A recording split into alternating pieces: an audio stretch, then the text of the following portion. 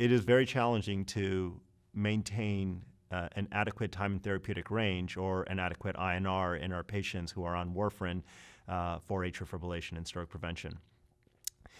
Recognize that in the recent phase 3 clinical trials that have evaluated efficacy and safety of each one of the 4 NOACs to warfarin for stroke prevention in the nonvalvular atrial fibrillation patients, the time in therapeutic range in the non-intervention group was on the order of about 65%, meaning, again, two out of 3 individuals in the control arm for these studies had an adequate time in therapeutic range.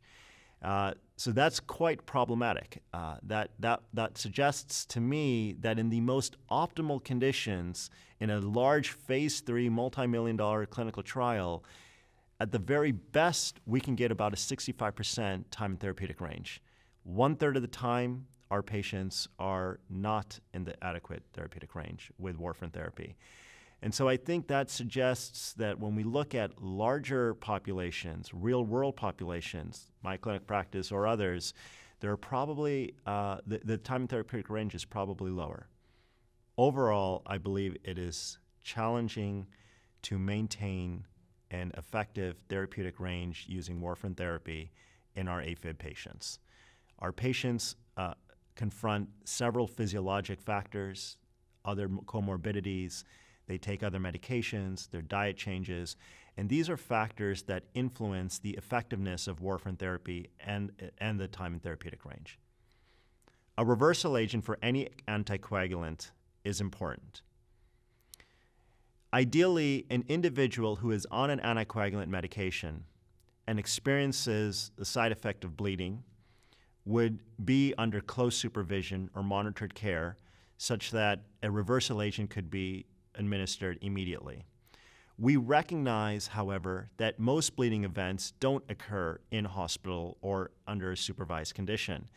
And as a result, a catastrophic bleeding complication that results in a life-threatening situation may not benefit from a reversal agent because it may be too late by the time the patient presents to the emergency room. That being stated, a reversal agent, as I indicated, could be useful especially for periprocedural bleeding, for intraoperative bleeding, or for conditions when an individual does make it to the emergency room and to prevent a further complication of a bleeding event. Warfarin is a medication that has been used for decades, and we understand its pharmacodynamics, pharmacokinetics quite well. We also understand from hundreds of various clinical studies that warfarin can be an effective therapy when used the right way. So that past prior clinical experience certainly weighs in our confidence for using warfarin therapy in various situations, especially for stroke prevention in atrial fibrillation patients. However, warfarin certainly has its disadvantages as well. The biggest disadvantage is that it's the time in therapeutic range, or the amount of warfarin that is used to maintain an adequate anticoagulation state, can vary on a day-to-day basis as the patient's physiology or as the patient's own state of health changes. That makes warfarin use extremely challenging because we're not sure of at any given point what is an individual's INR and if the warfarin therapy is maximally effective. So I believe that in the end, warfarin is effective, but monitoring is certainly required. Close monitoring is certainly required.